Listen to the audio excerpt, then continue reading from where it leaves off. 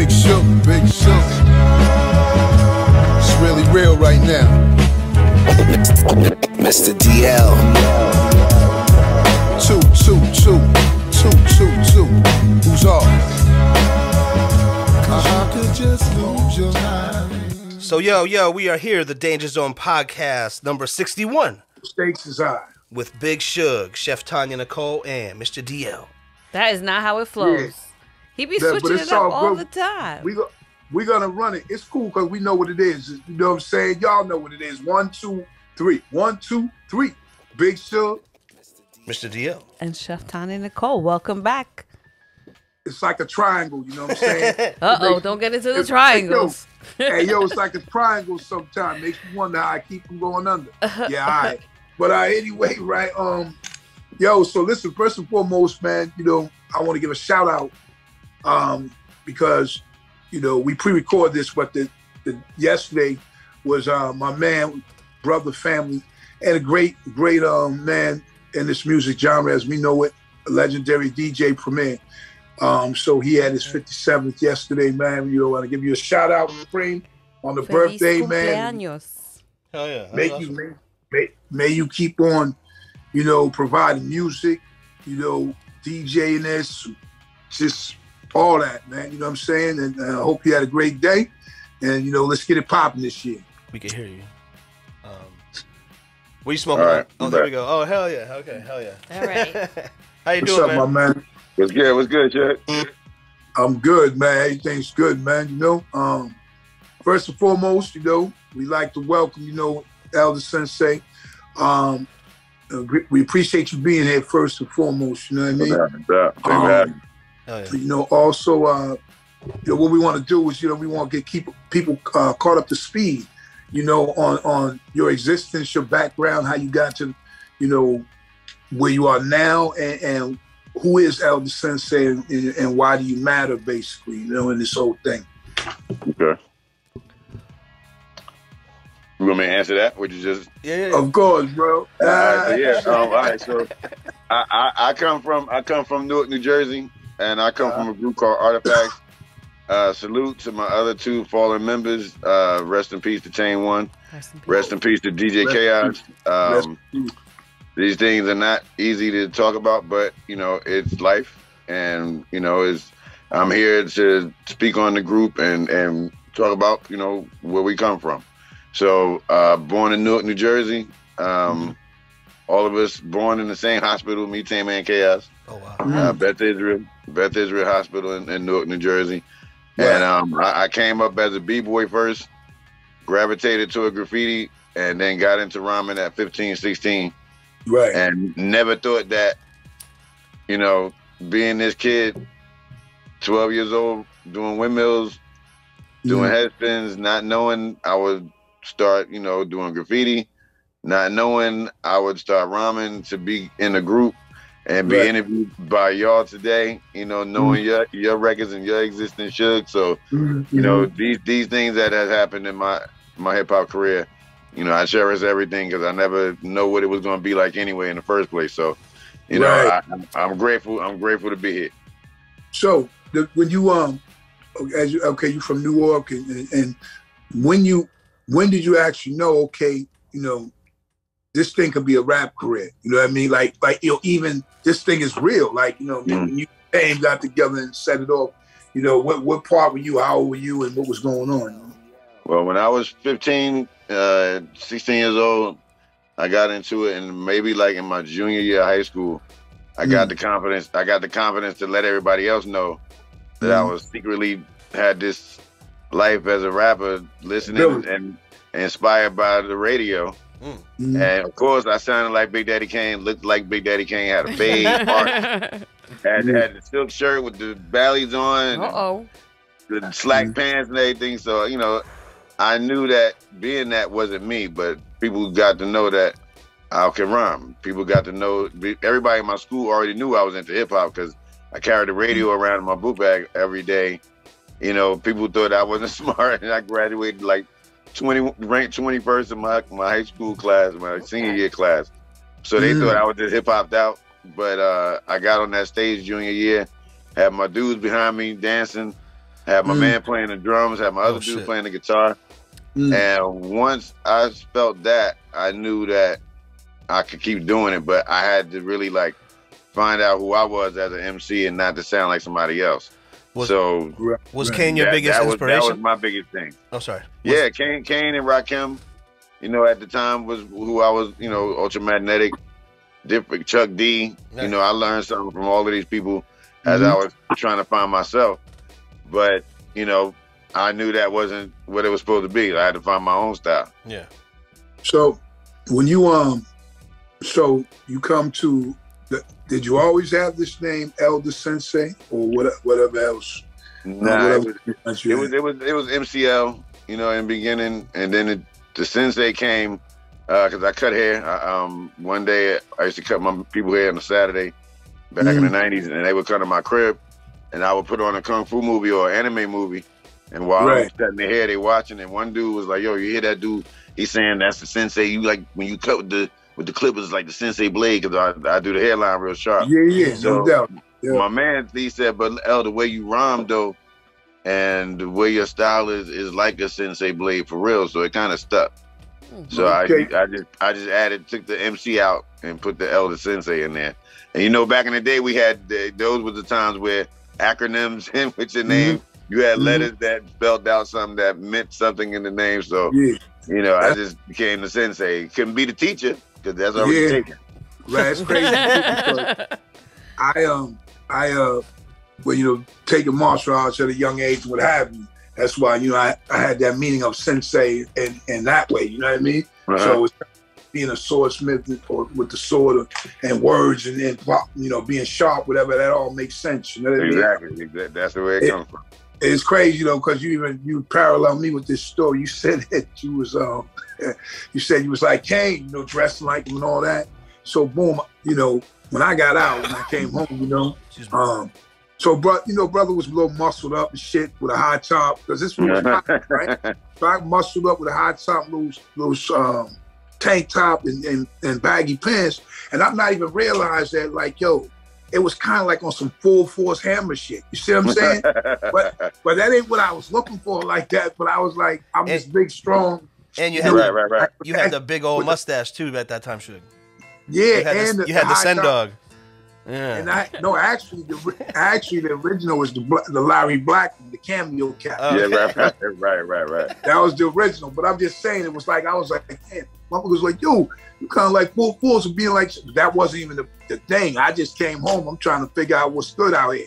You know what I mean? They talking about that.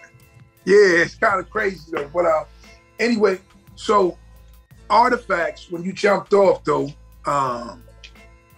One thing about you guys, you're, like, to me, the biggest record at that time or that I knew about Artifacts was the song titled Wrong Side of the Tracks? Yes. Okay. And so the ill thing about it was, and which is a hard thing too, is how y'all flipped it on that beat and Chub Rock had it on, you know, on the one. Yeah. So you usually, like, y'all had great legs on that. Like using that beat after the fact, and it was like crazy to me because it's like, how did you come into that? And I'm sure I feel like someone would have said something like that too before the record came out. So like, how did that come about? You know? Well, that came about because at the time we was at T-Ray's crib, producer, and we was just thinking about what we were going to do as far as, you know, working with him. We always wanted to use that Knife Creation sample, not only Chub Rock, but remember that girl Entice, Proud to Be Black, she had that song. Pete Rock had used the end of it in his #1 Soul Brother record. Third Base used it on the Step Into the AM album, on that album rather. I'm sorry, the first album. And we was like, you know, we still want to use it, and we're gonna take a famous quote and line from your man. Rappers and art, you don't own no loops. That's how you looked it up in the Brown style, Truth. I do. Yeah, you right. So, trust we didn't care who used it before us. You know, it wasn't a thing of disrespect or anything like that. We just like, okay, let's try and figure out our way how we would use it. My whole thing drums came. Sorry. My whole thing is I'm a producer, so I feel like whoever sampled it first already didn't play it either. So, you know, it's up for grabs, in my personal opinion. Maybe not go out searching for a song that you like and then remaking it. I don't know, maybe that, but even that, I don't mind that. But it's like, if you're sampling, you already didn't play the record, bro. Right. I mean, and we just really just like put the drums on it. But the thing that made the record was the horns itself. Just when we heard it, and it was Jack Bruce record, and we sat there and just played it from beginning to the end, and we started hearing other records that became hits from that same sample, but the part we took, nobody thought of using. So the other stabs came from different records with the horns too, but so we knew that with that horn, that's something, that's magic right there. And then that's what separated that record from everything else and the topic of what we were talking about. We were talking about graffiti. We made a song that nobody was thinking about ever making. Like, I'll say it in that way of where we knew that we could have did the anthem thing and had our first single be you know, but we didn't feel that way. But when people heard the record, as far as the magazines, we had a listening party for everybody to come through to check it out. And once it got the wrong side, people in the room was like, yo, play it again, play it again. Played it 8 times damn near. And the people at the label was there. People at the label was there. They came to me, they was like, so we can say we know what the first single is, right? And even KRS-One used to do reviews for Hot 97 as far as singles that was coming out. And this is when Evil D had his show on Monday night. So a commercial came on and he reviewed Wrong Side of the Tracks. So he said for 2 guys from New Jersey to make a song about graffiti was unheard of because graffiti started in New York. So right after that, he made MCs Act Like They Don't Know, and he's like gave us a shout out in that record. I Reside Like Artifacts, when the Wrong Side of the Tracks Electrified. Then he got the song inside his album, Alpha Fame, which was a graffiti anthem for his record, and he gave us a big respect to Artifacts. I'm like, wow, I was like, you know, me and Tame both looking at each other like, where's this coming from? But for him saying that was something where he said, wow, for every rapper that lived in New York, even for himself, being a graffiti artist, he said he thought to himself like, wow, I never thought of doing that. So that was the right thing for us to do, because we didn't know doing that song would be the graffiti anthem to the world, where everywhere we go, cats our age is telling us how much they would go out painting to that record, and when they go painting, they play it, and they would get them amped up to paint more, and you know, that was something me and Tame never thought about when we put that record out. Something else though about that too is there have been a lot of records that took the same sample. Like for example, Busta Rhymes, "Put Your Hands Where My Eyes Can See" is now Coi Leray. Is it Coi Leray song? Yeah. Like now it's Kid Capri's daughter. Yeah, that now it's that. Let me tell you. Go ahead, Shug. Let me tell you something though. See, we know like stuff like that happens, but being that like you know, L, being that you were of hip hop, you know, graffiti, rapping, the music, you know what I'm saying? That holy trip, that just the whole the holy trinity, you know, of hip hop like that. So being an element when we say copying the musics and all I'm trying to say, but this element like people go, oh, that's some biting shit, that's some copycat. So that's what I meant when I'm saying, like of course, other people use it, but guess what? Some songs make that shit more memorable. Like I know for a fact when he did that, I know all the songs you mentioned, but I also know the song. I mean, I know when he did it, Chubb Rock, that it wasn't like the song you did was like not as good. It was, you know what I mean? So and the element of it, but it still sounded the closest to it as like Pharrell and Thick. Pharrell and Thick had that song that sounded like Marvin Gaye. They got sued for it. But I mean, them shit sound mad alike. But it ain't like, I don't think people was really mad about it. I guess the system is about getting money for that now. But that's what I'm saying. A bunch of people do it. Like that, like you're saying, Shug, like the Isley Brothers, they did the Footsteps in the Dark. But what's a bigger song, that or Today Was a Good Day by Ice Cube?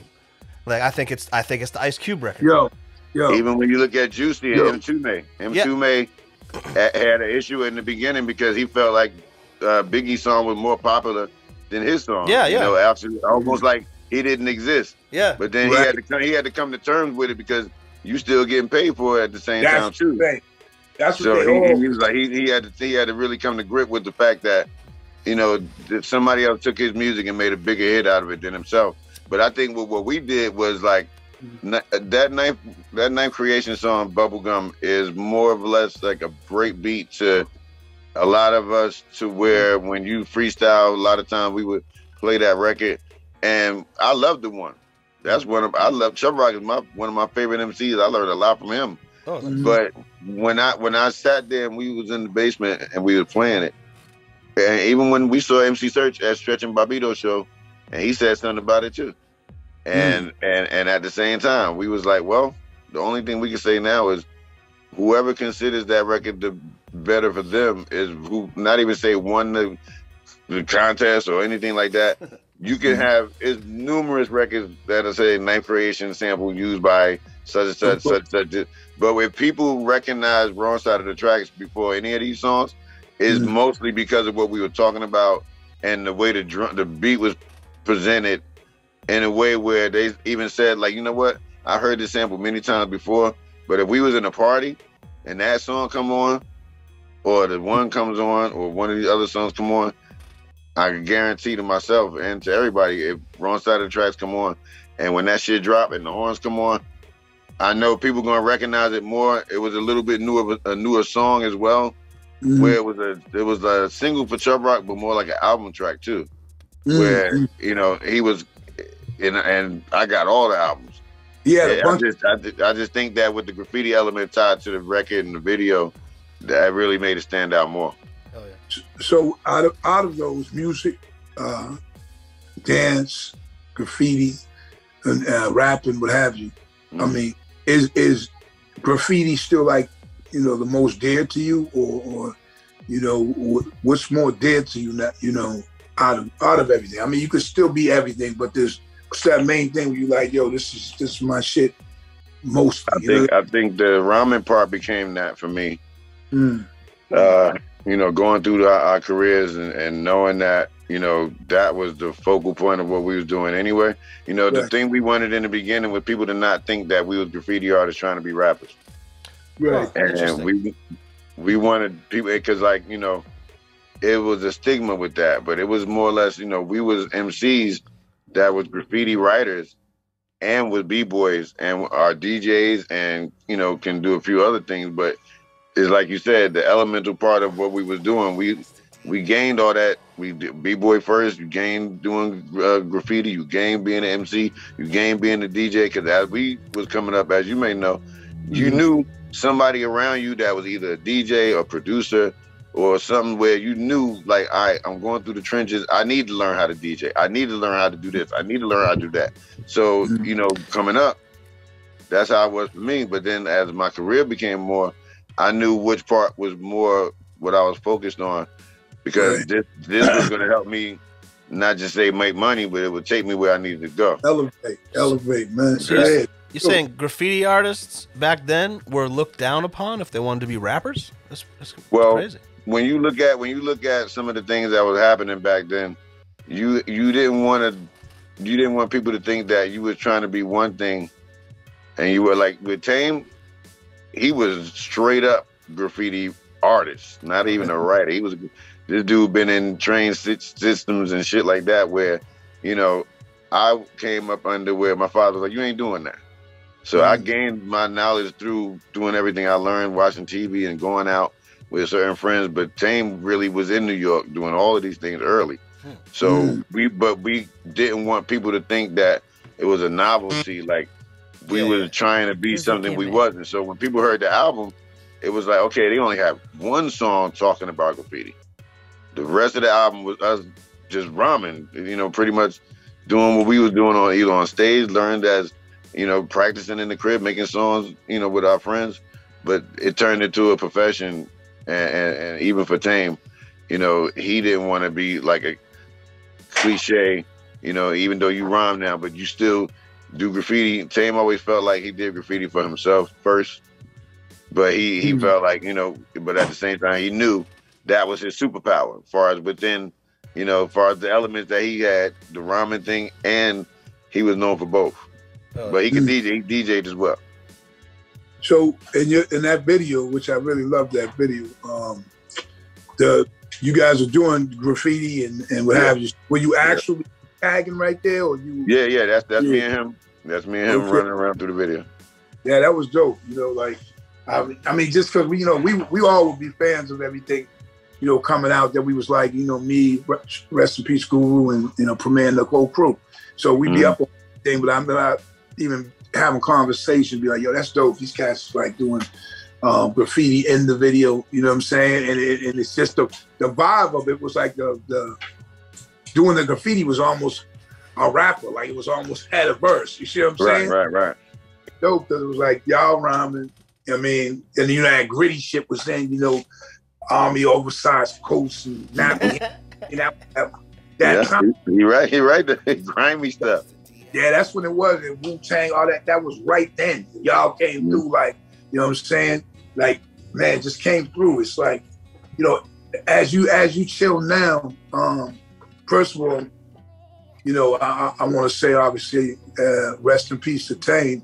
Right. Because, you know. He was happy as hell when he met y'all that day. Trust me, he was. That's what I was about to say. When we did that last, when we did that show, I mean, we was on tour, you know? And we saw, you know, I was like, here we all are. You, Tame, the DJ, J. Rule, you know, and Smith and Wesson was there that night. Smith and Wesson, yep. You know what I mean? And I'm like, yo, we were just, everybody's lively and doing shit. And then, you know, when I heard that news, you know, I was like, wow, like, you know, you never know. But it was a great, people don't even know that was an ill-ass hip-hop show for them to have. And listen, I'm gonna tell you something else, too. My man, I don't know if you remember my big dude that came in the back, he had the dreads. My friend, I saw him today. He's doing much better because he had a situation where he had a stroke before. When he came there that day, he was by himself.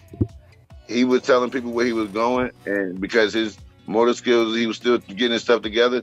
They helped him get to the spot.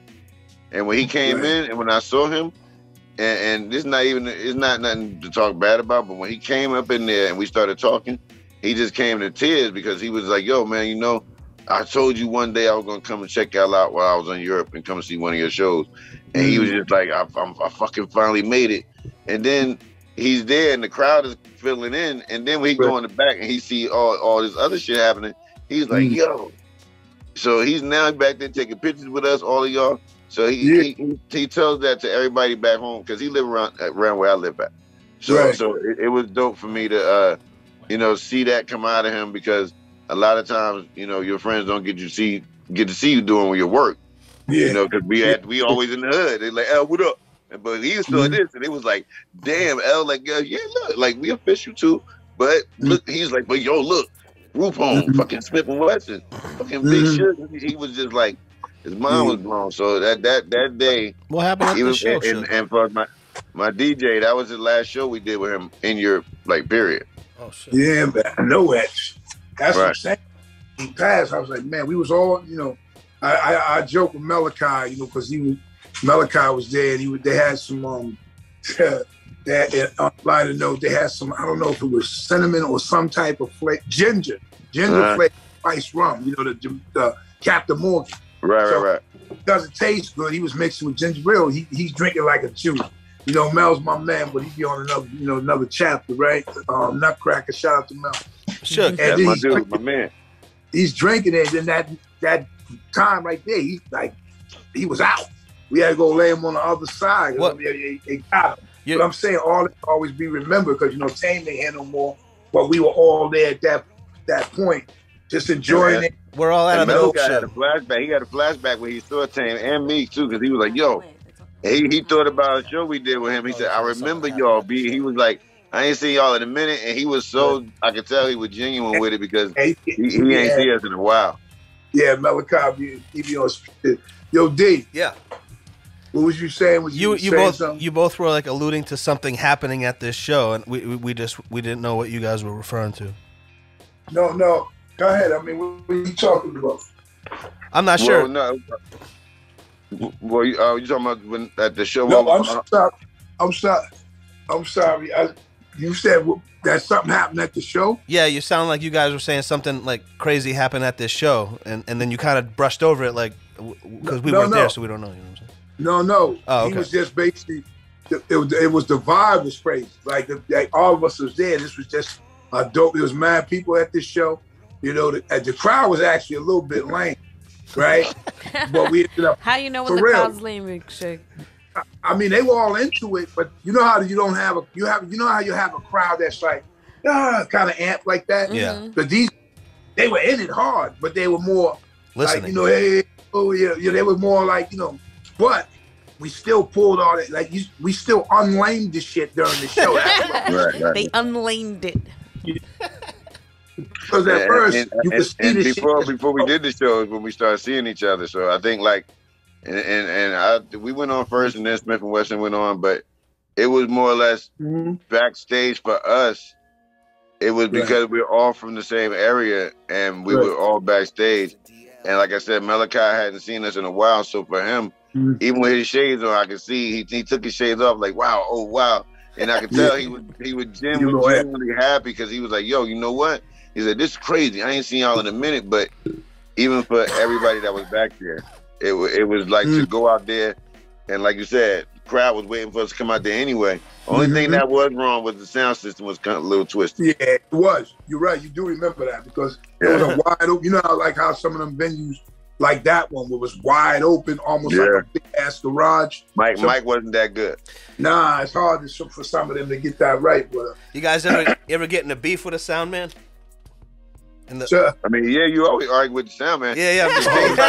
He said always. All the time. The thing about the sound man is this, like, you know, that's why we have sound checks. Yeah. If we do a sound check, and, you know, even when we're there, he's telling us, like, oh, don't worry so much about the sound because, you know, like you said, it's an empty building. No one's here yet. All right, cool, we get that.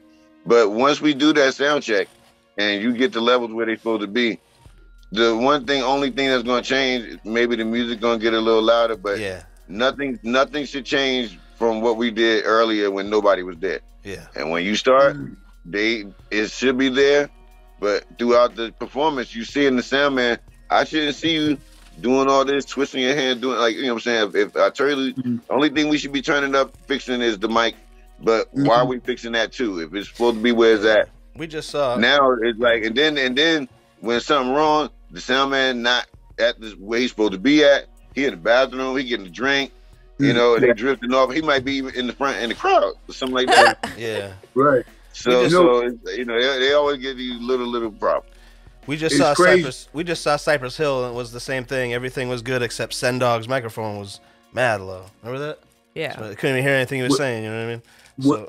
With us, so most of the problems with the sound man for us, me and Gangstar, and we would go on the road and whatever, was cutting the mics off, like more than anything else, because why they cutting your mic off? Why they were cutting your mic off? Well, because when you do, to anyone that might know, if you tour around the world like in those festivals and shit, you got time.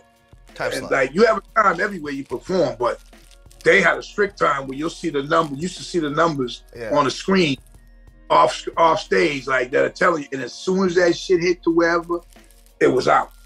Your mic was off. Wow. So a couple for the next act to come on, right? Especially in the festival, yeah. Oh yeah, and then they'll have then Guru will be up mad because he'll be up there like they thought he was rhyming for about a verse and didn't have no sound to the people. You know what I mean? So those would be our beats, man. But you know. Yeah. I hear them though. They book like 80 bands for a 10-hour concert. It probably is. That's someone we should interview. Big Suge, someone who the stage manager for a festival. It must be the most stressed person. That guy's hairline's back here. He's so stressed. Yeah, festival. I mean, and your music with your music and have you been able to, you know, with the years with Tame, what have you, did you guys travel the world a lot, or were you mostly in the city, or what was happening? No, we did a lot of touring. That pretty much kept us alive. And you know, we wasn't together for 10 years after we broke up after the second album. You know, and once we got back together, we did more when we got back together than we did on the major label. Even with all the shit they had attached to it, we did better by ourselves independently. We got back together 2008, 2009, 10. We started doing music, but once we started doing shows, but 2012 we went back to Europe. And that was the first time we had been back there since like the 90s, like 95, 96 together. Right.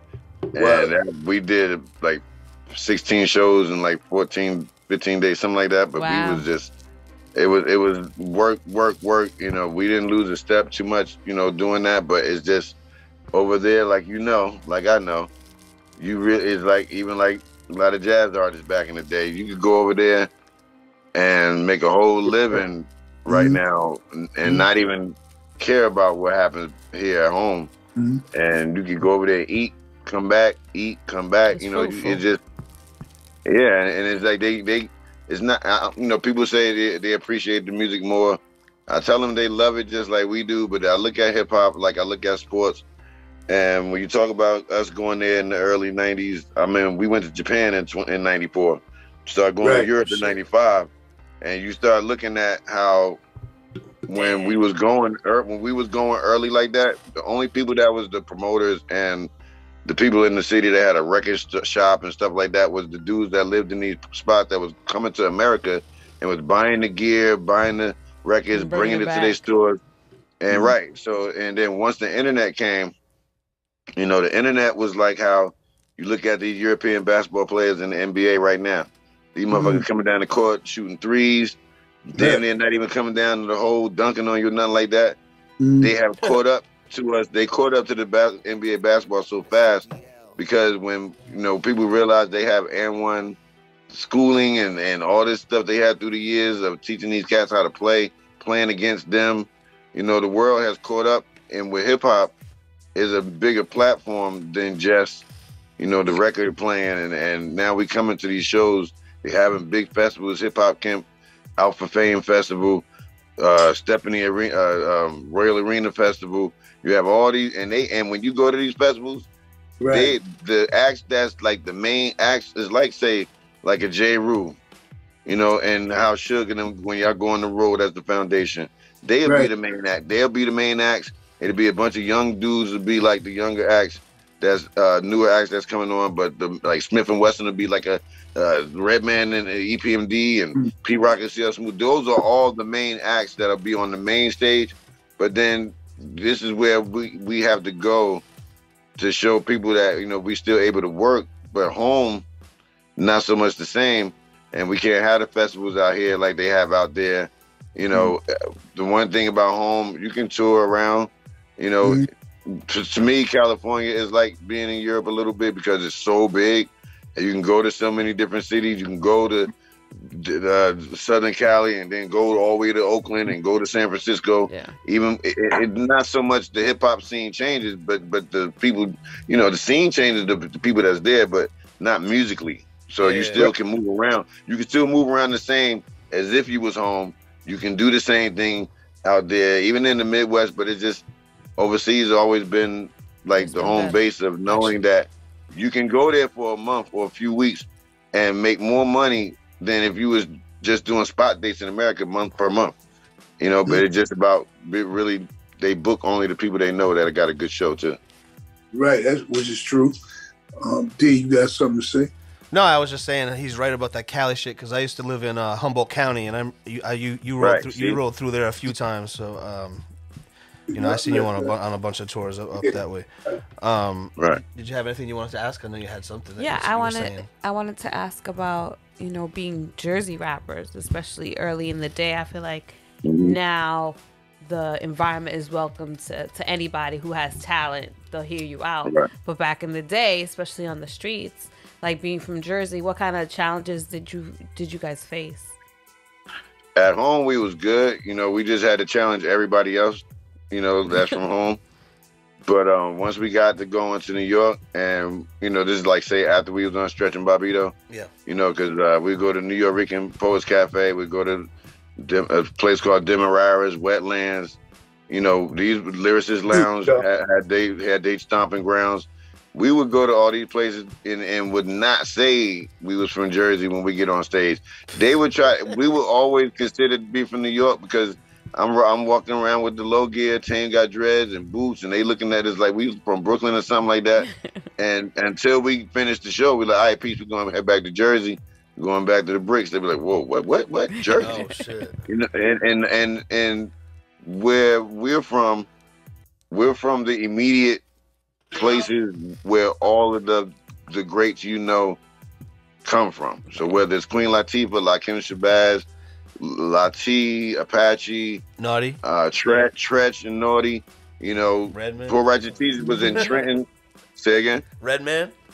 Yeah, exactly. Redman, like the Lords of the Underground. We all in the same area, not too far from each other. Yeah. So you know, coming up, we all had the same experience. You know, besides Redman, where EPMD had a show out here, and they saw him on stage, and they took him away, and we ain't seen him for a minute.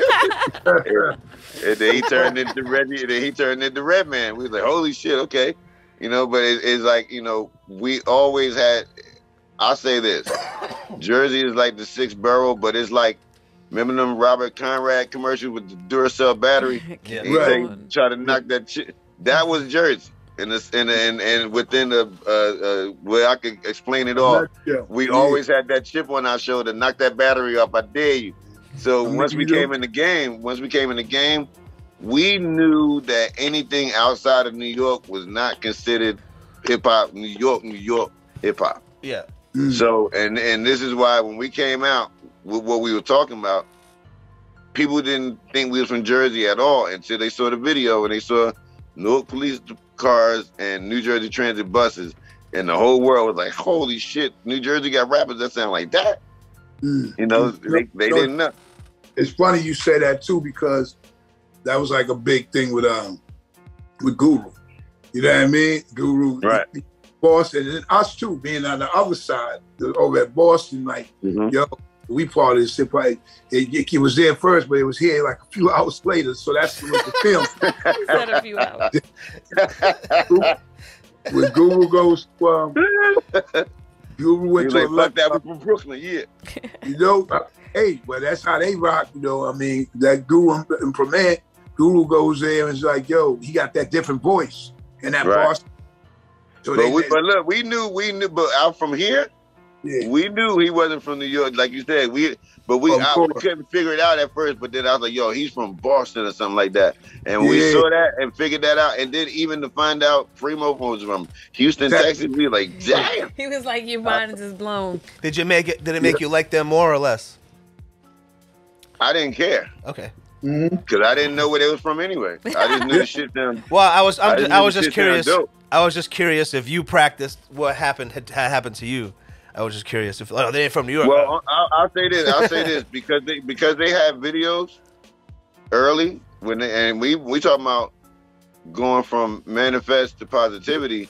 You know, even and the videos came on a lot on Ralph McDaniels on Video Music Box. Oh, shit. So we was coming home from school, running home from school because he would come on like maybe sometimes 3:30, and then it would be 4, and then they changed it to 5. And even some days it might change. I remember one time he had it like 8 o'clock one time, and then changed it back to like 4 or 5 o'clock. Yeah. So 4 is perfect. We saw these songs, and because we saw them in New York in the videos, in your mind you thinking, okay, they're from New York. But when you listen to him, you're like, no, he's not from New York. But then because early on we just knew the damn video would come on, and we just black out. So it didn't really matter to you, and especially with how early that was, you were just trying to look for the best hip hop you could listen to. Yeah. So because their videos came on first, it wasn't like we didn't hear it on the radio first. We saw it on TV first. Yeah, they did. They like Guru told me, man, rest in peace. He told me that when Manifest video came out, because that was Manifest was right that first jump off with Preem basically, and he said motherfuckers used to call him Manny. You know what I'm saying? Because they got like call him Manny. Yeah, they thought his name was Manifest. So he said he's going places. You're like, what's up, Manny? It was like the group is Gangstar and he's Manny. You see what I'm saying? Wow, yeah, that's right. Wow, but it's crazy because when I seen the Manifest video, I was locked up. But I mean, I still was like, yo, you know what I'm saying? It's just kind of dope, you know, but I got to get after this. So, man. But anyway, graffiti, rapping, music, Mike, is there 10 MCs that you really like? Damn, tell us 10? Top MCs. Yeah. Okay. No one's ever said I ain't gonna put no order. I got a lot of them. I ain't gonna put no order though. Yeah, that's cool. Nah, you don't. You just want 10. You know what I'm saying? Okay. So I'm gonna go with my 5. My top 5 don't change ever. It does not ever change. So let's go with Big Daddy Kane, Rakim, KRS-One, Chuck D, Coogee Rap. That's 5 right there. So if I go a little, I'll say, you know, Chubb Rock, Special Ed. Special Ed, huh? And this, like, for me, my personals, because this is where I learned a lot of my, you know, myself and style from, but by listening. Redman is on there, and I'll have to say Pharoah Monch and Busta. I don't know. I might have went over. It's but cool. It's cool. You didn't have some of the usual suspects, but you had good ones though. Yeah. You know what I mean? Like ones that we have. Like if I had honorable mentions, I have Common in there. I have you know, I have Jay-Z in there because there's like different tiers of MCs for me. Of course. But personally, you know, when I listen for guys, I listen for people that I feel like take me somewhere. Like give me something I didn't like. When I listen to Busta sometimes throughout his albums, it'd be songs where I was like, damn, how why did he think of that? Like, how did he even say it? Have the rep control to say it? Like, Pharoah Monch is like a robot MC to me. Remember when Busta Rhymes first did it? He first showed you he could do it on that song on Mystical, and you're like, holy shit. That was the first time you ever hear her really let loose like that.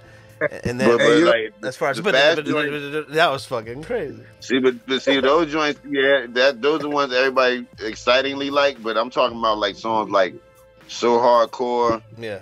Well, he's my favorite. He's my favorite MC of all time. So I know all his shit. But I just remember the song he did with Eminem, on the Aftermath record. Oh my god, that record, I Crush You. Oh man, that just the way his rhyme pattern was, I couldn't understand that. You know, even like with qualities like that, sometimes, you know, it just that I like somebody to take me on a trip of where nobody else took me before. Yeah. Jay-Z, for me, the best song Jay-Z ever made for me is that D Evils. I love that record. You know, and the Tim, I couldn't believe Timbaland made that beat.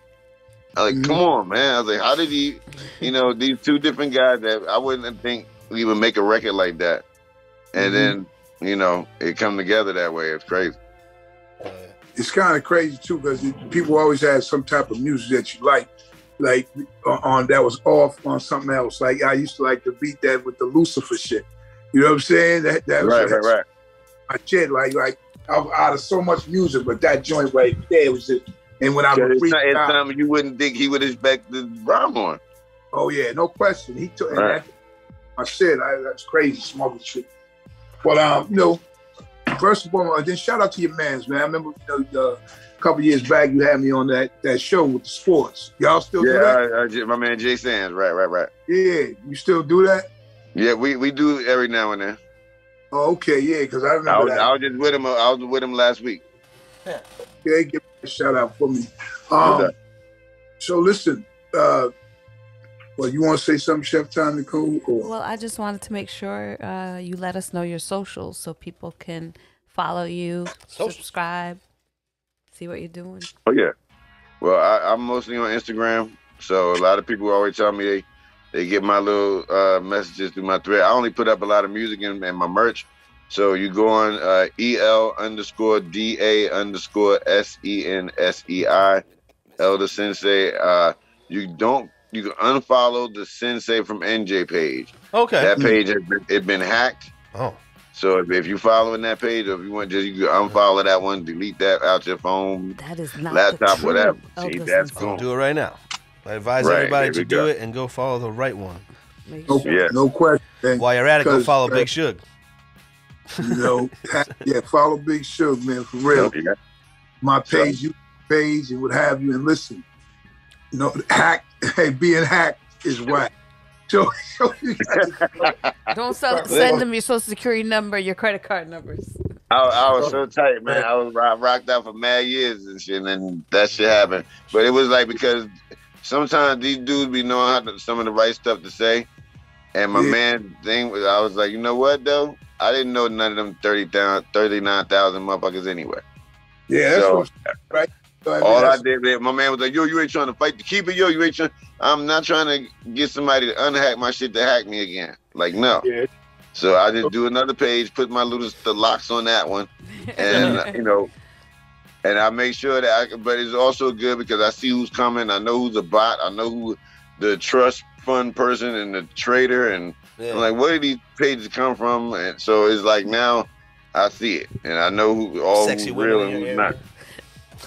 They got all the European sex girls. I'm like, all right, man. She's like, this girl lives on your block. I'm like, this girl does definitely not live on my block. That's the most thing that come on my page to be under the hidden request. I'm like, come on, get out of here. Oh, yeah. I don't need no artwork. I don't need no artwork done. Nah. They always be that guy. Yeah, or what's the other one? Do you want to make $5,000? Yeah, Cash App. I'm giving people $5,000 to the first 20 people that. The chefs get them too. I get tell them.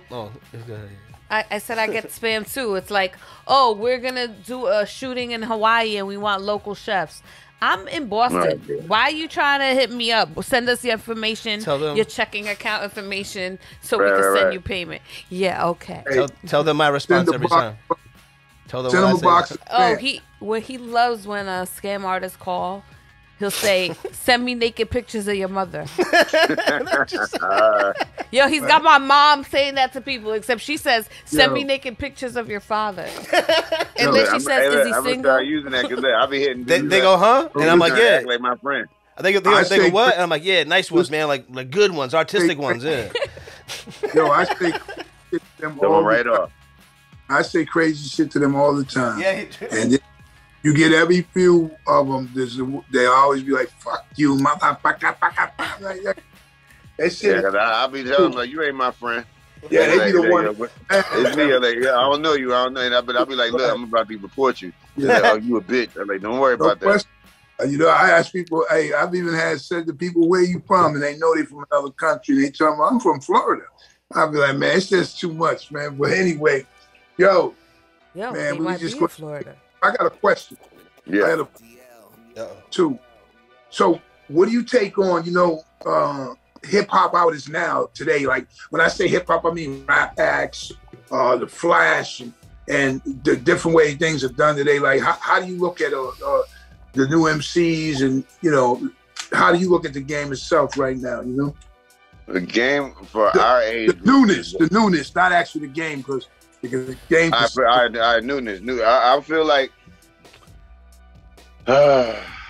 these people today don't understand the quality of making good music, where like the care is put into it. I don't care what level it's on, whether if it's underground, whether I think today people got to be more serious about what they're doing, because as you can see, they ain't making enough money on what's this, Spotify and all this stuff like that, right, to even understand how you can use that physical money still, or physical properties, and still do the streaming stuff, but have them understand that the old way is still the best way. They're also not getting advances though. They're, right. I mean, but see, the advanced part, if there was any today, with a lot of these labels today, which ain't too many, they'll give you the bread because they see what you're doing. But a lot of people will want to do it only because they see you already got your feet on the ground. Yeah. For accountability on your own. And that's the thing today that's way different from what we had, because there's a lot more people can have control of their own thing today compared to what we signed on the contract and got to wait for these people to put the record out. And even though it's on us to make the record, then we make it, and then they don't put it out to the right people. Then we got to wait for that shit to disappear, make a new one. Marketing now, promotion. Yeah, exactly. And so today, even for myself, I would say that there's a lot more tools that you can use, where you don't have to save so much weight on somebody else to do a lot of this stuff for you. And I think if the younger cats today know what we're coming from, because when you look at the flashes of greatness that come from the youth, it'll be from the J. Coles, it'll be from the Kendricks. Right. And only because they sound like what used to be before. What matters. And our age group gives them respect.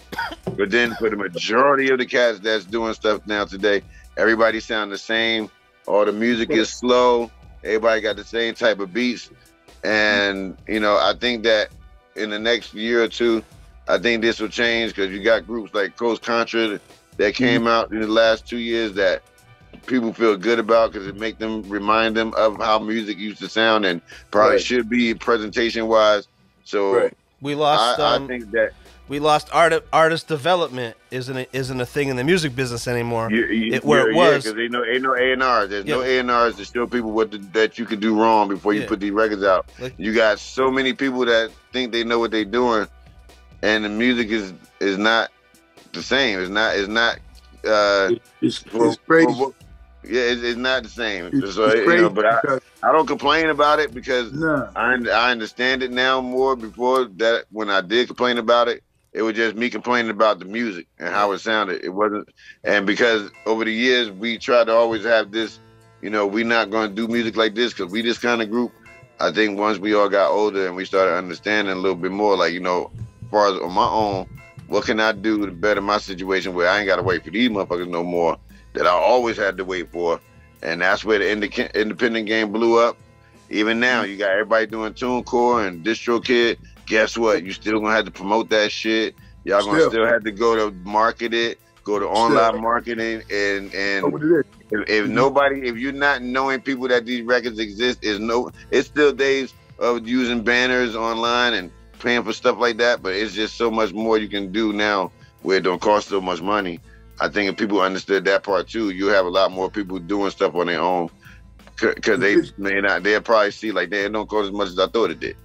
Yeah. Man, you just went through a whole lot of dropped a whole lot of wisdom and emotion with that, to understand that, because like for people to understand where you were coming from, because in the beginning it just made you, like, for a minute it just sounded like, maybe you become the elder because it sounds like that. Oh, they just today they don't know. Right. You're like, these kids don't understand. I'm like, yo, you caught me. I'm like, yo, he ran it down. It's just not the same. I'm like, right. I'll hit him up. Yo, we appreciate you, brother. You know what I'm saying? For coming through. That was dope. If you can't leave with nothing else, you might as well leave with a smile. You know what I mean? So it is what it is. Thank you for coming. From myself, and the crew here, the Danger Zone, man, and we appreciate you coming through, Al. No doubt, man. Thanks for having me too, brother. Thanks, bro. Hey, I appreciate y'all for having me on Danger Zone podcast. It's a busy week. What's good? Yeah, we do have a busy week here, man. I'm gonna set it off. I'm gonna set it off with some goofiness. Episode 61. 61. We're still here, and so there's a rapper in the new genre. His name is Blueface. And he's very popular, but he asked Blueface his male fans. He asked his male fans to stop DMing him explicit photos. So what happened? He has made it clear he's not interested in receiving explicit photos from his male fans, and is pleading with them to stop flooding his messages. That's what he said on Monday. Now, the reason why, he said the reason why this has been happening is because in one of his lyrics, he stated that his hands were bisexual. You know what I'm saying? So he's saying now. That's okay, I guess. If his response is because I jack off, then I guess so. Listen, is that he's trying to say? I'm sure he's trying. Listen, I understand that, but he said, see, the thing is, he takes it as somebody, his male fans that have, look at him as he's gay or whatever, So he was just saying that that's not the case. That's not what he meant, because in his DM he has men exposing their body and all this stuff to him. Yeah. You know what I'm saying? So he just wants the fans to know that that's not him. Well, he said thanks, but no thanks.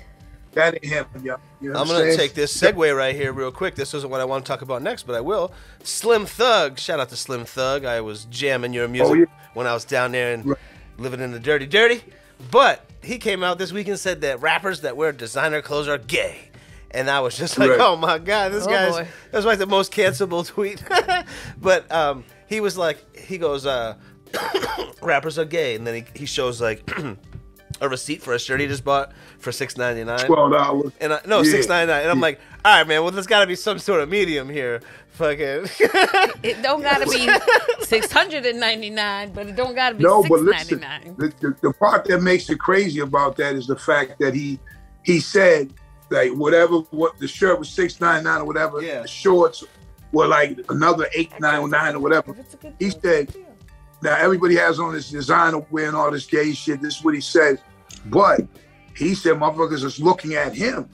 And the reason why they're looking at him more, because he said, well, it's probably because I got $1 million worth of fruit.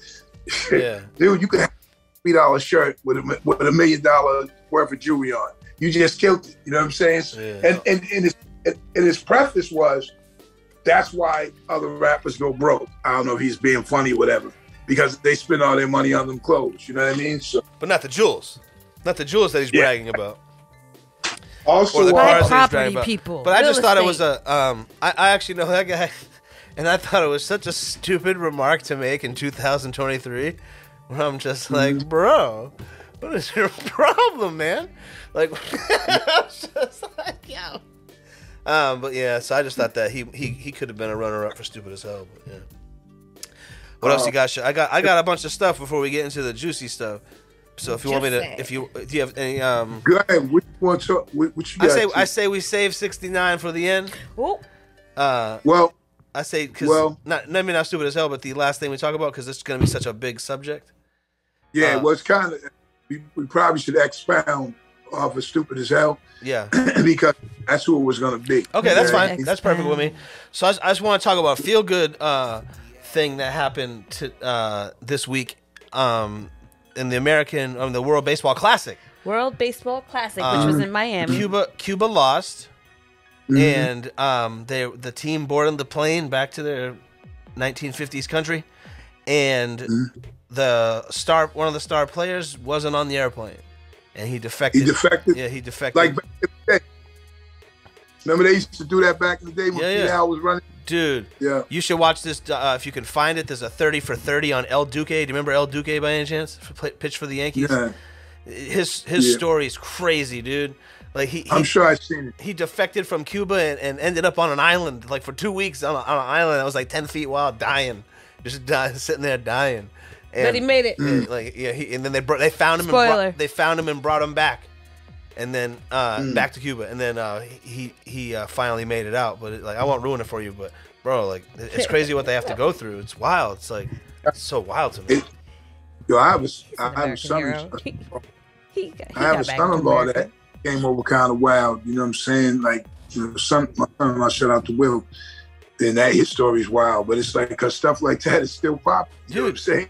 He's right. I don't know when he got here, but I lived in Miami in 2006, 5 to 7, and I was on the beach one day with somebody, and I'm looking down on the water. We're just smoking a blunt. I'm looking down on the water. I'm like, look at this idiot. And there was a lady coming out of the water in fully dressed clothes, and I'm like, what an idiot. And I'm not thinking anything of it, I'm just looking at a lady. And then I look over, and there's like 5 other people coming out of the ocean, like completely dressed, and I was like, holy shit. And then, they made it. Yeah, they made it to America. And all these people start running to them, helping them get onto shore. And I'm like, what are they doing? And she was like, oh, if they get to like the shore, then they get put into the system, and then they have time to like disappeared. You know what I'm saying? I'm like, oh shit. Great. Like, it'll help these motherfuckers out. Turning trucks into boats, floating on rafts. It's wild. Like, if you'll take your little kid, put him on a tube, and float him across the Atlantic shark-infested water to America, there's a reason. You deserve to be an American. Pretty bad. Fact. Because it's obviously pretty bad where you're coming from. So it's obviously pretty bad. Yeah. So shout out to him. What's his name, babe? I can't see it. And also, Ivan Prieto. Shout out to him, man. Hope you make it to the Yankees, buddy. And also, shout out to, speaking of the World Baseball game, on another note, the championships, Japan was, Otani was the star for the Angels. Congratulations. He pitches and hits. He's a phenomenal dude. Crazy. And so the last pitch in dramatic fashion was against Mike Trout. Oh. You know what I'm saying? He was throwing heat. He came in on relief for his team, Japan. And he was throwing heat, 100 miles plus an hour. He hit with the heater.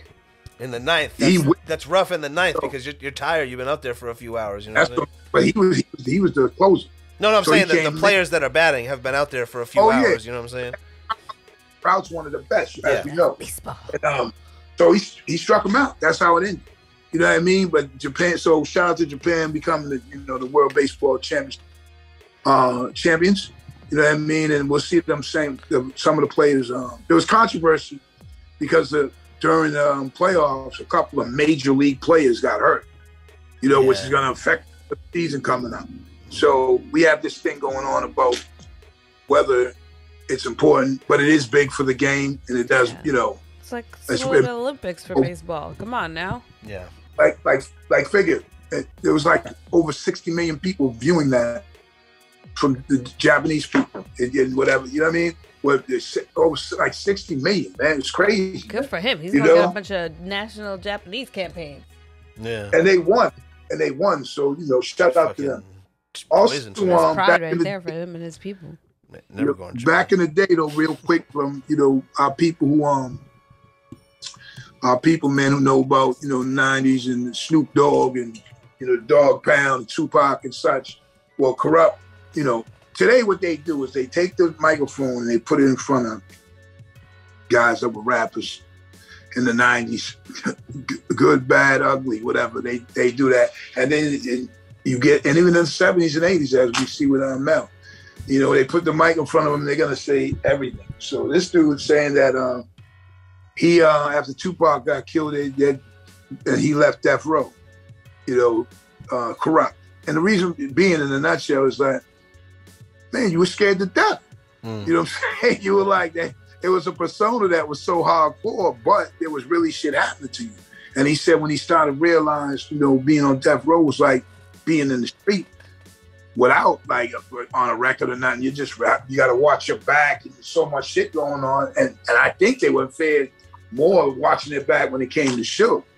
You know what I mean? Not everybody else around them. So I think it was a fair factor when they left there. But he was just speaking on that. But shout out to him as he moves on. I mean, he had a little reality show for a minute and what have you, man. He keeps popping up. So, hey, shout out to Corrupt. Want to shout out Lance Reddick, fucking great actor, man. Passed away. You might know him from The Wire. That's how I know him originally. Every time I see him in anything, I know, hey, he's from The Wire. He passed away, 60 years old. Yeah. And man, that guy, like, I don't know what he died from, but that guy was in incredible shape. So I just was like, remember that guy? Incredible shape. Yeah. I was like, we never know what's going on, because as we, like you just said, as we physically look at someone, they can look great. Hence Michael Clark Duncan. Yeah. You know what I'm saying? Hence the DJ guy who committed suicide. What was his name? Twitch.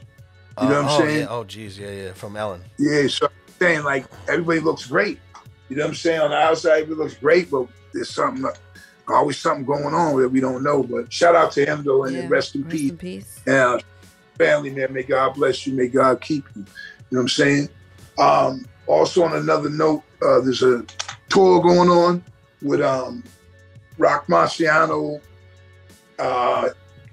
The tour is called the Pitchfork Music Festival. It was just announced. It will be held in Chicago's Union Park, excuse me, Friday, July 21st through Sunday the 23rd. It'll be a little festival kind of thing. And you have Killer Mike performing, Rock Marciano, and who else we got up? Who else y'all got on the docket, man? Oh, shoot, there's a picture of a dog. So I guess a dog. Nah, but it should be good, man. If y'all into that, you know, check out the tour, the Pitchfork tour. You know what I'm saying? Go ahead. So I'll keep it over here. Something that we've argued about with on the podcast about racism in Massachusetts and how I think it is a very racist place, and you think it's not a very racist place. But my argument to this before I tell this story is, you're also Big Shug, 6.5 feet tall.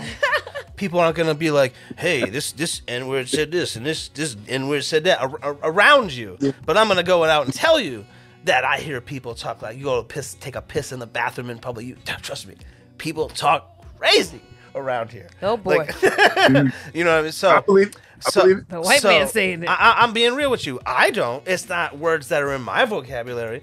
But I'm 100%. When I came here, I came here from New York and from a mixed neighborhood. I never heard white people saying that. So, and when I came here, I was like, wow, they're saying that, but there's no black people around. Like it was weird to me. So Jaylen Brown, it's probably more healthy to say it that way. But go ahead. No, you're absolutely right. You're absolutely right. That's why I'm being honest with you. So I call it out to people still to this day. Like, we were shooting a movie, and a buddy of mine brought a friend of his to my movie set, and he was a white guy. Sometimes you see white people, maybe he's not white, maybe he's Puerto Rican, he's like whatever. But this guy was white, trust me. Like Mr. DL is white, this guy was fucking white. And he kept saying the word, and I was like, hey buddy, hey fucking, I don't know, like, do that around here. That's like how, like, it was. I don't know who told you it was okay. He's like, oh, that's how I talk. And I was like, all right, well, I'm gonna let you know that there's about 12 people coming up in the elevator right now. That they are not gonna like that. that are not gonna be. The bottom line is, though, when it comes down to that, well, I believe there's racism everywhere, of course. I'm just saying, being around as long as I have and coming from here, it's not as blatant as it was when you were a kid. You mean? Like, yes. Like here though, you mean? Like, yes. Okay. Yes. So have you ever been around? Have you ever been around a white person? Doesn't even have to be in Massachusetts, but a white person who used that word and thought it was okay to just talk like that around you? Is that no? Never. Yeah. See, because anytime that it happened, a person got checked. Like it was good. I love it. It makes me so uncomfortable. At the same time, I'm aware too, as I walk, that people you could speak to and be amongst, you could be use these words, what have you. I mean, I've have an older son, shout out to my son, Kerry Jr., that me and him was in the pool swimming when he was, he might have been like 10 years old, if that, at the YMCA, a place that they loved us. We went there all the time. But an old dude comes in with his little girl, and she's a little kid, maybe 4 years old. And she's like, look, Dad, it's N-words in the pool. You see what I'm saying? So this is my oldest son was 10, young. And then it's like, that's not that long ago. He's younger than me. The old people, the older people, the old guy, and that wasn't the one saying, anything or whatever. It was me. I was like, they get out of here. And then, of course, because he's with her, then he says, it's not my fault. Blah, blah, blah. Listen, that's not what it was about. I'm just saying, it's always been, I've been in situations where, like, oh, wow, this is real. And I can tell you so many of them, right? But amongst me moving throughout the day, whatever anybody says, man, underneath a white sheet, it's all good. It's not around me. You know what I mean? So it's going to always... Yeah, that's exactly the point I was making. It's not around you, but this guy. It's around, but I mean, it ain't what I'm hanging with. Like, you know what I mean? That's what I'm saying. Yeah, this guy Jaylen Brown, who I think is he the guy who came to our who stayed at our table at the rally, or was it? Who, Jaylen Brown, the basketball player? Yeah, one of the guys from the Celtics came to one of my events, and he stayed in our area, but I didn't know the whole time because I was working, so I didn't know who he was. But he comes out this week and he says that a lot of, not all, but a lot of the Boston Celtics fans say wild racist shit to him, and I'm like, yeah, absolutely. They've been and did you read all this? Did you read this? Did you hear about this? Well, I'm aware, but have you been in front rows and around like at games? Yeah, no, that's the point I was making earlier. Like I do hear people say, "Wow, so you go to Fenway Park, dude? Sure. It's crazy what people are comfortable with saying in public and around kids." I see it, but there's a lot of people. Yeah, you got people calling each other that. You know what I mean? Like, I seen a white dude call another dude. It went viral recently. The N-word, another white dude, and he beat the hell out of him. And it was at a baseball game. Oh, geez. And they hold them all stupid and shit. So I mean, but you know what? The thing about it is, I remember real quick as I touched the story, and then I move on. I was at a cab stand, and I knew a couple of guys had a cab, and I knew a couple of guys down there, and so. One white dude that I know tells me, he says, "Hey, yeah, this dude is like in there just throwing the N-word around, man, like a rubber ball." Right? And I said, "Yo, okay." He's like, "Yeah." And I'm saying, like, he might be saying it with him. Like, I don't care. That's y'all in the thing. But the guy showed such a front on fake shit where now he comes out of the cab and everybody's sitting on the chairs, just chilling. And said, I'm playing it off, being on spirit shit. And then I say, "So, I heard you like to throw N-words around inside the cab." You know what I'm saying? Now it's no, you like to throw N-words around in the cab. That's what I said. And he's like, he's just a short little dude. This dude turns like incredibly red, right? And then he gets in this cab, right? And drives out of the line. And I've never seen this dude again in my life. Because you put him in his place. You stay and you let it go where it goes until the day that you are exposed. That's facts. You know what I'm saying? Once somebody does a whole bunch of shit, but once they're exposed, they're like, "Oh shit!" Because the dude turned straight red. Yeah. And then he got in the cab. Drove off. Let me tell you, like I see it in rap, like go from hood to hood, and you meet that guy who's fucking white as can be, he's fucking Scottish or whatever, and he drops the N-bomb in conversations, and it just makes my bones chill, and I'm just like, come on, man, you're ruining it for everybody, bro. Did you see online when the dude smashed the dude in the face with the beer? And the store and with the iced tea. Yeah. Now I know you see it.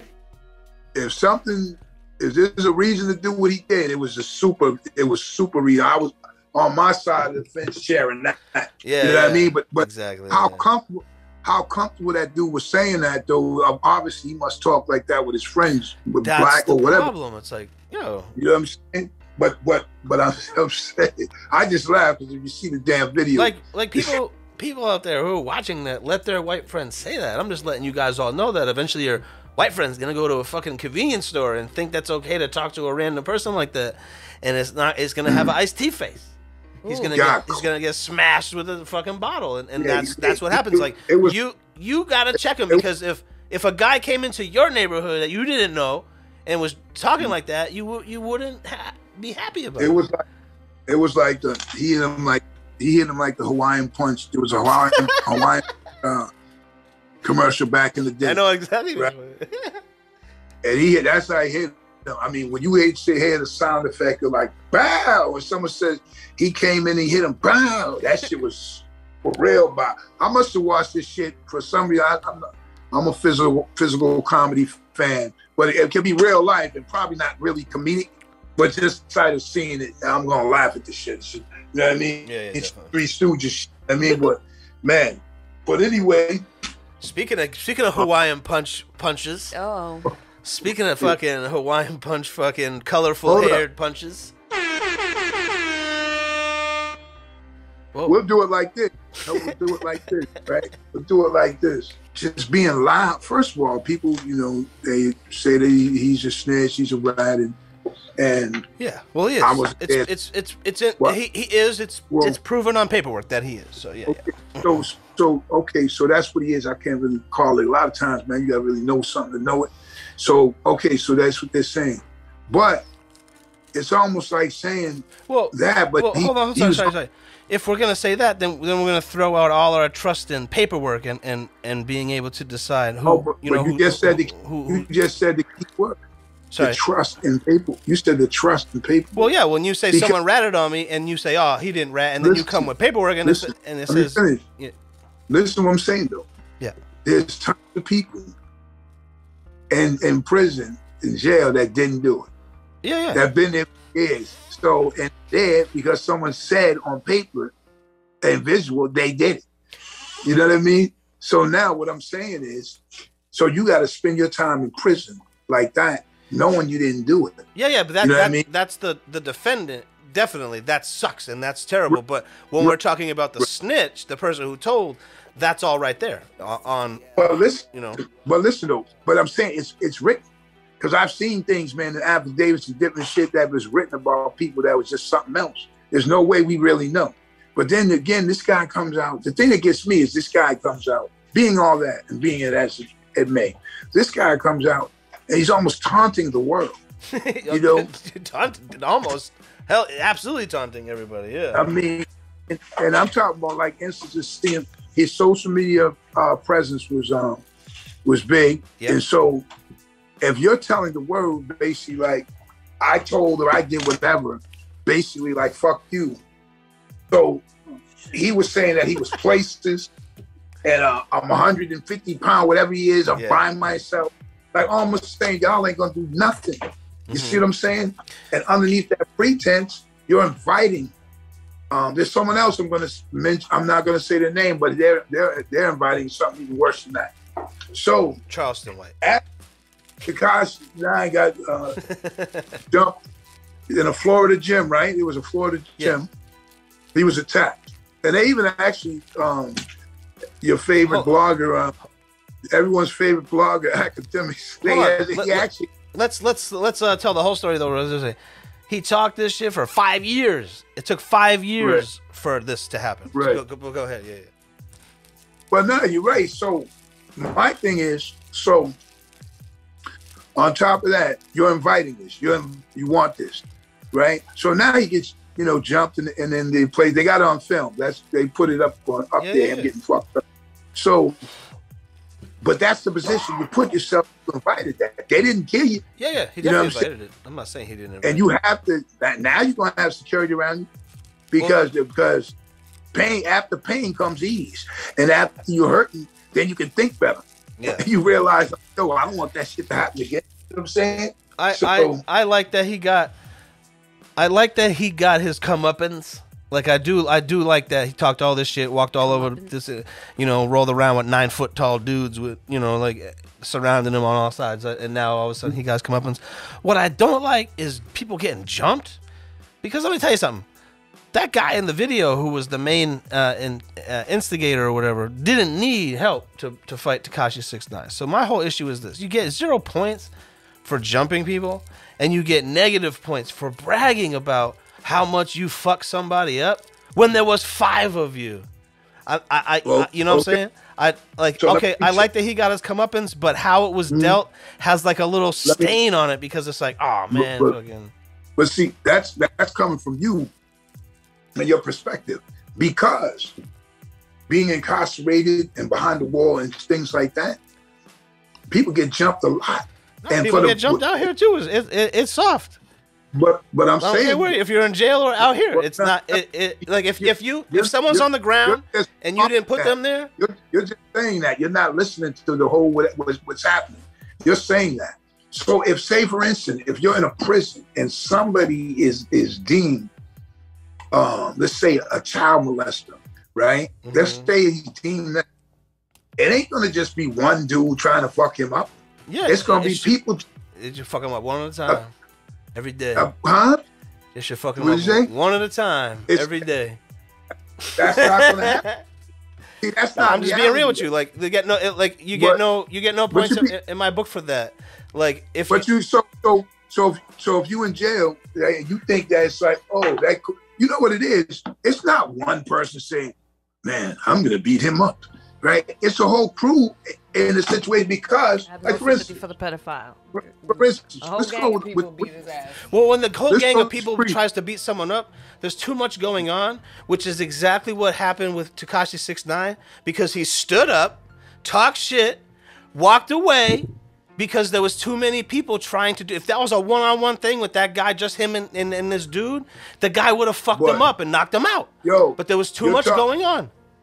You know what I'm saying? But basically, that's almost fairy tale. Because the reason why I say that is because if you invite it as he does, right? It's like, man, let me tell you, this is a certain person who did something, you know, to someone in the industry, and the whole, everybody hates this dude, right? If they're 5 or 6 deep together and they see this dude, I believe groups of people would fuck this dude up. They wouldn't be like, it's not, I'm your nobleman, sir. Yeah. It's not like, send him over there by himself to fuck. No, everybody's gonna feel that way. There was a priest, for instance, we know these priest scandals and shit and all that. This dude was little as shit and frail as hell. You know what I'm saying? Like, he can't fucking fight nobody, whatever. Motherfuckers stomped him up and beat the shit out of him. You see what I'm saying? You don't have to, but everyone feels like, oh, you know, like I said, there's another guy we don't gotta mention, but I'm saying, like, I know millions of people feel like about him. Yeah. If they get a chance, it's gonna be about 50 people jumping. So I'm just saying, I wonder who it is. Like, I don't jump people. You know, even when I was, you know, living like that, I wasn't like that because go ahead. Finish your story. Sorry. The reason being is because we had a crew, and if you mess with us, like, yeah, you was gonna get a few slap ups. That's how it was gonna be. But if there was too much, if shit too wild, I'd just be out of it. You know what I'm saying? So I wasn't one of the dudes. Hold on, one more thing. I saw you mentioned about somebody fighting like multiple people. Yeah. You know, person, right? And maybe they not coming up, you know, out of that. You know what I'm saying? Now, me coming up, I wasn't, you know, Mr. Invincible and Superman by a long shot. We all get got. Yeah, there's always a few guys that can do it, but I'm just saying the majority of people aren't fighting people. But I'm just because what I'm saying, I myself definitely was 1 against 4 on more than one occasion, and definitely walked. It definitely happened. He walked away. So, you know what I'm saying? Like, but I wasn't looking like popcorn. Yeah. That's all I'm. But like, I just don't the celebrating. Oh yeah, we fucked that dude up. Of course you did. Of course you did. It's 5 of you. You know what I'm saying? So I thought that was kind of lame. I'm glad that he did get his comeuppance just because. Just because he is like a cereal comeuppance. Now that's some fucking pilgrim shit. But go ahead. So I was thinking about this today, and I'll never do that. And this is embarrassing. But one time, there's one example of a fight that I was in one time was in a bar, and someone had pulled a gun, so it got kind of crazy, and everybody got in kind of close to each other. You know what I'm saying? A little closer than we all were. And we were all tussling around or whatever, and then someone fell on the ground, and I kicked him in the face. And still to this day, I feel like a sucker for that.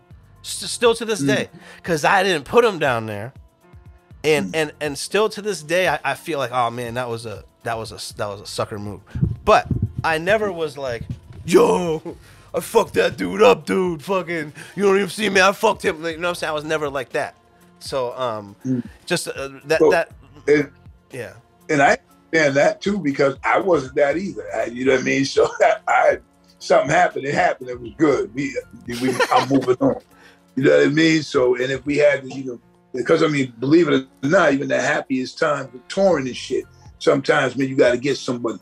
You know what I mean? Yeah. And it's one, and then they'll be like your brothers. You're on tour with you. Listen, you're not fighting one-on-one. If somebody's trying to do some harm to you on tour, your crew is, that's just, there's a lot of jumps, put it that way, like when I was on tour, because if you move like a family like that. So it's like, yo, if something, and when these fans would be trying to fight you, shit was real. We was in Marseille one time in France, and these African dudes, man, was emulating the West Side, like Cali. We straight in Marseille, France. The motherfuckers like big shoe. What set you play? I'm like, what the fuck? And they doing signs, the plaid shirts. And next thing you know, this is a huge place. Yo, this is a huge thing. And they're holding up one of their boys, and he's doing a bicycle kick. You know what that is?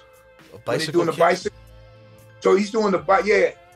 But they're holding him. Two dudes holding and running through the crowd. Oh, like Luke. So he's kicking out of everybody, right?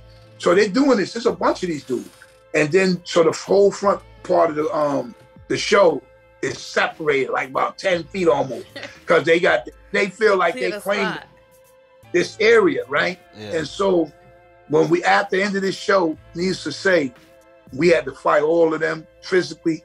The cops actually came, and then they try to swing on the cops too. You know what I'm saying? So then we fighting them. Like, it was crazy. It was like, and that's what they claimed. They was just looking to beef like that. You know what I'm saying? So you gotta hold yourself down. And they got jumped. I will say maybe a pedophile. I wouldn't care about the pedophile getting jumped, but I'd rather someone just fuck him up one-on-one because it's easier. You can do more damage. Get them all. But think about the pain and the wrongfulness of if there is that feeling in people, that people are really like years ago, snitches got shot in the head. Snitches went into the not anymore. Now they put up big records in their ass. Is that in their head? Hey, oh. Yeah. Anyway, yo. Wait, what? No, not anymore. So what do you think about? Okay, so I know you love. Maybe they should, and maybe they would stop. I know you're. I know you're Mr. O.J. Simpson's. I know you're Mr. O.J.'s innocent, and Chris Rock didn't slap Will Smith didn't slap Chris Rock. There's the people out here saying that is Tekashi 6ix9ine troll enough to take an ass whooping, and to do. I don't think that either. But that's what's going around right now. Yeah. This ain't a Lifetime movie. Yeah, it kind of is though. It kind of is with this guy, bro. Yeah, it kind of. Hey, yo, getting your ass whipped is not fun. This is like the third version of it. I haven't experienced it, but I can assume that how could that be fun? So if you say, listen, y'all, it ain't no Jussie Smollett shit where like this fake jump me. No, whip my ass for real. Yeah. And then we'll get views and sympathy. No. So then here's the other thing that okay, so it's real and these guys really beat him up. Why would you film yourself beating up someone you think's a federal informant and put it on the internet? The reason being whether we agree. The reason being is whether we agree or not, right? These dudes, these people, wherever they go or wherever they put or whatever, that's almost like a badge, like for them. Yeah. You know what I mean? That's like an honor. Oh shit, you was the dude that, you know what I'm saying? And people looking like that. There's a whole world. You know what I'm saying? There's a whole world, man, that goes on behind the wall situations where people think they know about it, but they really don't. You know what I mean? And there's dudes that's be champions for shit like that. Like the dude who killed that Father Gagan dude. You know what I'm saying? Like they stomped him out, a little short dude. Like he's got life or whatever, but trust me, he's probably like God. One dude. It's been another good one. Episode 6-1 is in the books, man. Hell yeah. You know what I mean? You know what I'm saying? It was 61. Roger Maris. The danger. It was good. 61, you know what I'm saying? It's one of our ages. I don't know. But anyway, right? So I don't know. It's episode 1 of us. No. Episode 1. Episode 1. Oh. You know what I mean? Yeah. This episode. This is the episode. This is the big episode. We know what time it is. Shout out, man, to everybody. We appreciate you coming through as usual. Excuses have no purpose, so don't make them. Don't make them. You know, and as we grow, we glow. You know what I'm saying? So we advise you guys to tap in. If you like the channel, films and projects, music. Also, tap in the individual Big Suge. I got some clips up there that we have for Danger Zone and just some stupid shit too. But everything's bottom line. Chef Don Nicole doing her thing with her cooking and stuff. So y'all tune in, man. You know what I'm saying? And I always like, for this week right here, like, man, every day you wake up, man, just be found with great energy to proceed. Oh, yeah. You know what I'm saying? Proceed, and just to do some good shit. All right? Peace. On my dark days, I chopped crack on a regular. Ran up in spots and clapped on a regular. Took big fat ass stacks from the register. No matter how hard they tried, they still couldn't measure the hard out hand.